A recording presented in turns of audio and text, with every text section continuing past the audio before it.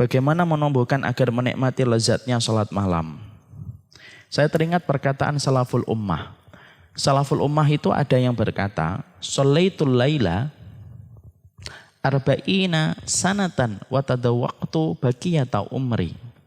Aku ini sholat malam 40 tahun berturut-turut gitu.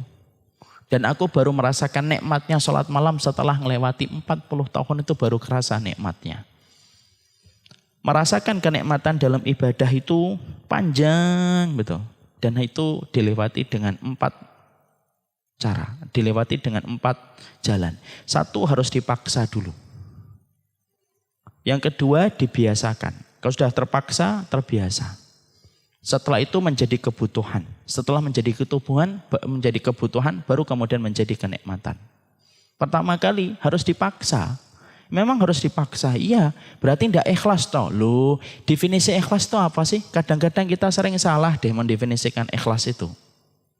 Contohnya salah satu kesalahan definisi ikhlas itu apa? Ikhlas itu identik sedikit itu salah satunya. Tidak apa-apa deh. 2.000 yang penting ikhlas tuh kan.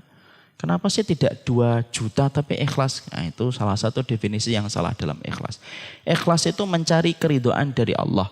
Kalau kita maksakan ibadah, tapi keinginan kita untuk mendapatkan ridhanya Allah, kita memaksakan ibadah, itu tetap ikhlas namanya. Walaupun kita paksakan. Kenapa?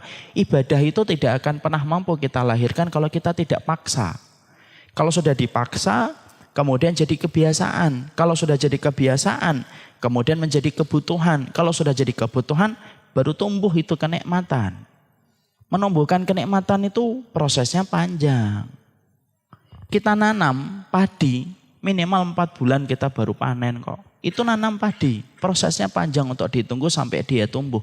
Menumbuhkan kenikmatan dalam ibadah itu tidak instan. Makanya biasanya kalau ada orang instan mendapatkan sesuatu, hilangnya juga instan. Karena memang kenikmatan ibadah itu lama. Contoh yang paling gampang nih.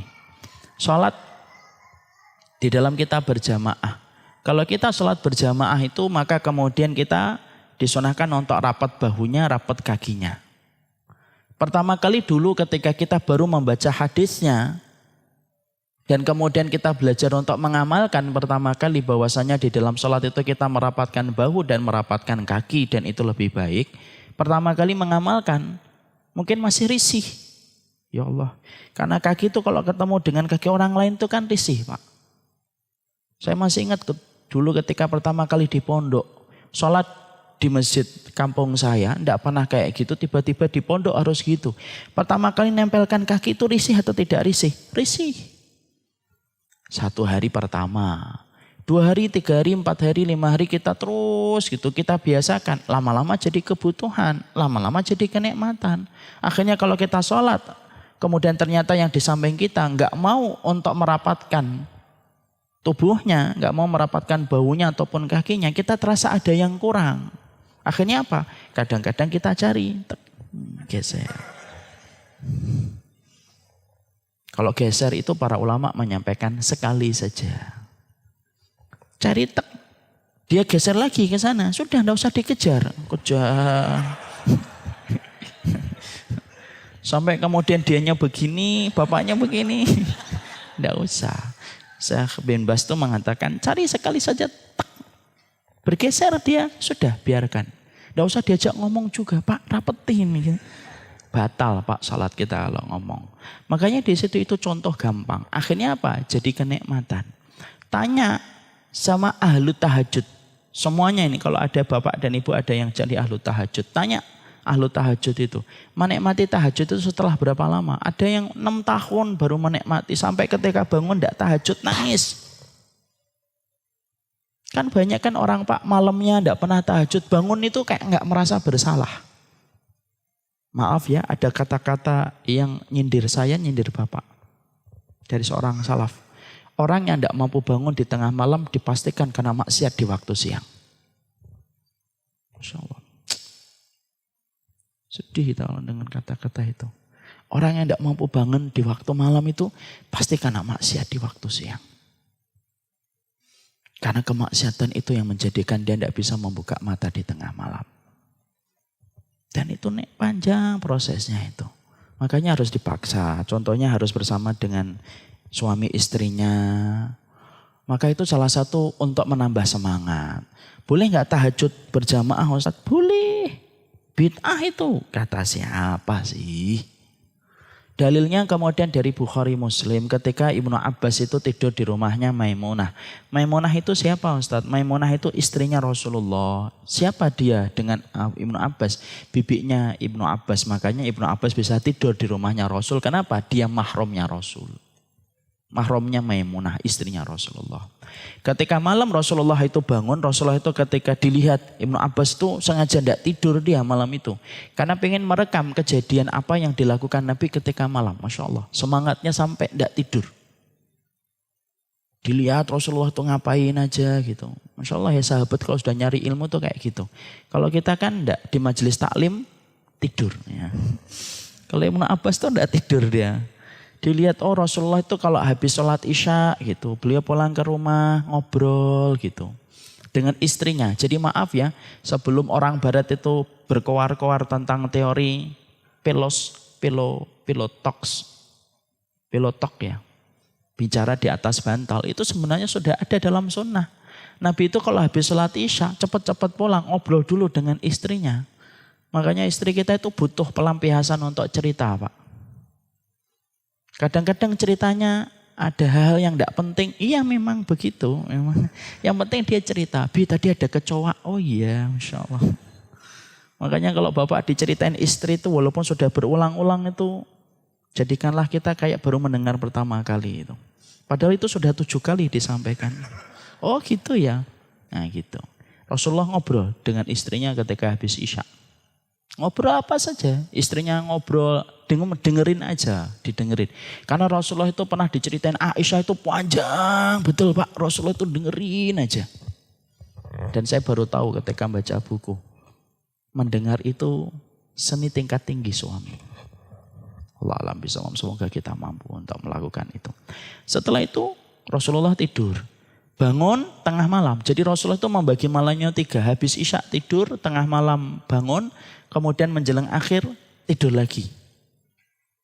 Maka kemudian tidur bangun. Ketika pertama kali bangun diusap wajahnya, kemudian melihat ke langit-langit, kemudian membaca 10 ayat yang terakhir dalam surat Ali Imran.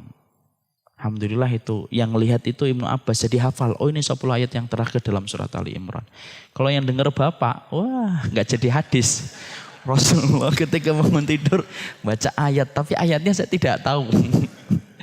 Karena Ibnu Abbas yang dengar, oh ini 10 ayat yang terakhir dalam surat Ali Imran. Kemudian sholat, Ibnu Abbas sholat di sampingnya. Itu menunjukkan bahwasanya Rasulullah mempersilahkan nggak Ibnu Abbas untuk sholat berjamaah qiyamul lail tahajud sama beliau? Mempersilahkan. Kalau memang tahajud itu berjamaah itu bid'ah, Nabi akan nampek itu kemudian Ibnu Abbas itu. Tampek. Tapi Rasulullah nggak menampek. Rasulullah cuma jewer. Tapi jewernya itu bukan untuk menampek sholat tahajudnya Ibnu Abbas. Tapi memindahkan posisinya Ibnu Abbas. Jadi begini Ibnu Abbas itu sholatnya di samping kirinya Nabi. Padahal kalau bermakmum, makmum itu sebelah kanan ketika menjadi makmum. Dijewer sama Nabi. Tak. Diputar sama Nabi. Set. Diletakkan di sebelah kanan sejajar dengan beliau. Makanya kalau berdua itu sejajar. Sholat malam sampai kemudian selesai Rasulullah tidur kembali. Maka kemudian kita di situ mendapati itulah yang dilakukan oleh Rasulullah Shallallahu Alaihi Wasallam di waktu malam. Makanya kalau kemudian kita makanya kemudian inilah yang kita dapatkan bagaimana sholat malamnya Rasulullah boleh berjamaah. Boleh berjamaah suami istri boleh. Dan kalau kemudian ada istri yang mengatakan Ustadz, suami saya kalau jadi imam kalau tahajud tuh bacaannya itu aja. Kalau enggak ikhlas Al-Falaq An-Nas, ya naik-naik dikit. Al-Bayyinah itu pun di tengah-tengah lupa dia. Kalau kayak gitu boleh bagi dia untuk kemudian membaca. Dalam sholat sunnah itu boleh untuk membaca mushaf. Dalam sholat wajib tidak diperbolehkan. Nanti dibahas di dalam kitab Sahih Fikih Sunnah. Di situ Ibunda Aisyah itu membaca Al-Quran ketika mengimami para budaknya ketika pada waktu Ramadan. Sembari Ibunda Aisyah itu membaca mushaf. Jadi konkretnya gimana? Jadi konkretnya itu Jadi konkretnya itu, misalkan udah enggak apa-apa, ntar aja. Ini Qurannya ini disiapkan dulu. Kemudian Allahu Akbar, waladhdallin, amin. Nah, sekali-kali Pak baca Al-Baqarah gitu loh. Bismillah. Alif lam mim dzalikal kitabul la raiba fihi hudal lil muttaqin. Baca itu selesai, 1 halaman 2 halaman diletakkan. Allahu Akbar. Sami Allahu liman hamidah. Sujud biasa. Bangun dari sujud, Allahu Akbar. Baca Al-Fatihah lagi, waladhdallin, amin. Buka lagi. Tuh dibacain Pak. Jadi kemudian kita langsung baca. Dan itu diperbolehkan. Kecuali pada sholat wajib. Pada sholat wajib tidak diperbolehkan karena meminimalisir setiap gerakan. Wallahu a'lam bishawab. Moga-moga itu menambah kenikmatan suami istri ketika bangun di tengah malam lalu mereka sholat berjamaah.